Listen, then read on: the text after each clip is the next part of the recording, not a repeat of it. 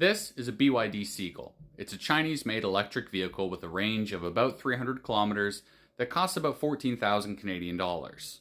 But you can't get it in Canada.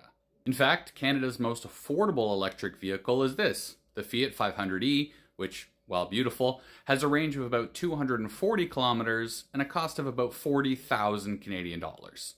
So what gives? Why can't we get these super cheap Chinese EVs in Canada? Well, last year, Canada followed suit with the Biden administration and put a 100% tariff on Chinese EVs, essentially erasing any of their affordability.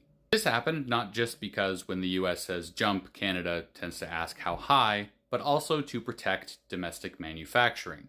Ford, GM, and other automakers have plants in Canada and the United States. Those plants bring tens of thousands of jobs and billions of dollars to the economy every year. Automakers and policymakers say flooding the market with these cheap Chinese cars could destroy the North American auto industry.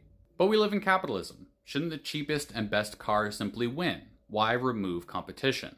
The simple answer is subsidies. The Chinese government has poured nearly $30 billion into their electric vehicle industry since 2009, artificially lowering the prices of these cars. The EU has a sliding scale for different Chinese cars adjusted for each different manufacturer.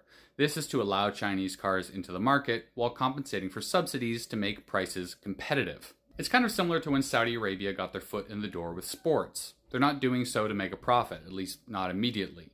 They're doing so to gain power and influence, and then eventually a profit as a bonus. The next piece is surveillance. You may remember Canada and other nations banned Huawei from installing 5G technology in the country. There's the same conversations around TikTok and whether or not China is getting information from ByteDance. The same conversation is happening around Chinese electric vehicles. A standard EV has a bunch of cameras, sensors, radar, a computer system.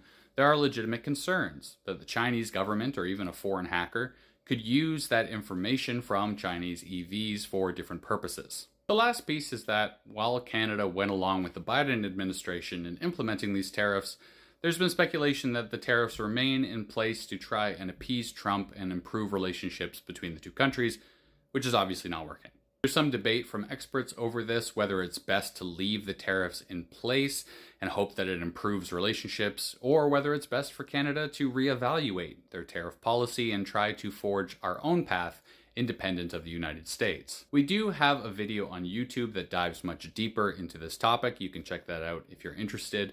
But what do you think? Should Canada allow Chinese EVs into the country, or is the risk simply too great?